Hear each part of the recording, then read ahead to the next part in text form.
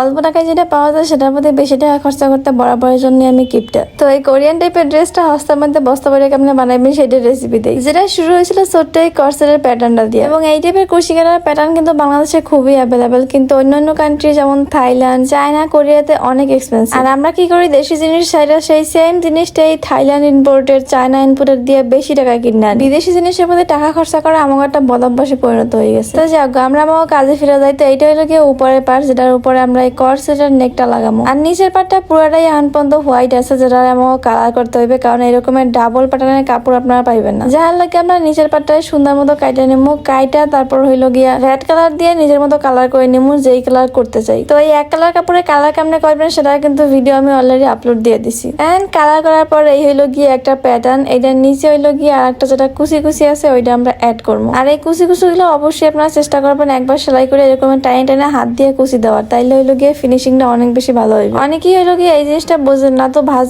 দিয়ে কুচি দিলে কিন্তু ওই জিনিসটা দেখতে ভালো লাগে না। এই তো আর কতবার বুঝাবো, এই একই জিনিস আপনাকে অনেকবার বুঝানো হয়েছে, তারপর আপনারা বুঝেন না। ও হ্যাঁ, এটা কি কাপড়? এটা হলো গিয়ে লিলিন কাপড়। ফুল ড্রেসটা কমপ্লিট করতে আমার 3 গজের মতো কাপড় লাগছিল। এই টাইপের ড্রেসের লোকে সবসময় চেষ্টা করবে লিলিন বা লোন টাইপের কাপড় নেওয়ার, কারণ ওইগুলো সলসল করে। একটা জিনিস খেয়াল করে দেখবেন, চায়না, থাইল্যান্ড ইম্পোর্টেড ড্রেসগুলো বেশিরভাগই দেখবেন কটন কিংবা লিলিন কাপড়ের মধ্যে হয়, কারণ এইগুলো অনেক বেশি কমফোর্টেবল। এই তো আমার ড্রেস বানানো কমপ্লিট, এখন খালি নেকে এই প্যাটার্নটা লাগাইলেই হইবে। এন্ড এই হলো কি আমার ড্রেসের ফাইনাল লুক, যেটা অনেকে আইডিয়াই করতে পারেন না লাস্ট লুকটা এরকম হইবে।